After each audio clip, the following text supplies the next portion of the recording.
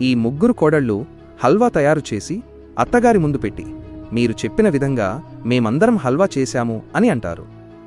అప్పుడు అత్తగారు, వావ్, ఇంత త్వరగా! సరే, ఎవరిది బాగా వచ్చిందో రుచి చూసి చెబుతాను అంటుంది. ముందుగా పెద్ద కోడలి హల్వా తిని చూసి, వావ్, చాలా రుచిగా ఉంది అని అంటుంది. అప్పుడు కోడలు, ఇంత వేడిలో కష్టపడి చేశాను, బాగానే ఉంటుంది కదా అని అంటుంది.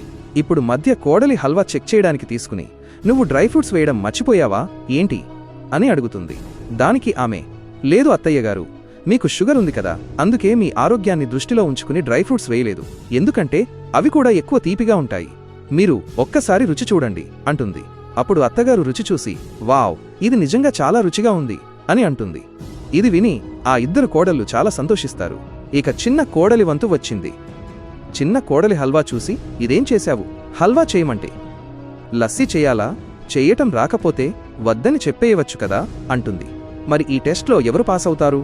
ఎవరికి ఇంటి బాధ్యతలు, బీరువా తాళం చెవులిస్తారో చూసే ముందు ఆగునైనా, నన్ను చూసి విస్మరించకు, లేకపోతే నీకు చెడు సమయం వస్తుంది. ఒక్కసారి కామెంట్లలో హర్ హర్ మహాదేవ్ అని రాసి వీడియోకి ఒక లైక్ చేసి ఛానల్ను సబ్స్క్రైబ్ చేయి. నీ ప్రతి కోరిక నెరవేరుతుంది. చివరికి అత్తగారు చిన్న కోడలికే బాధ్యతలను అప్పగిస్తుంది.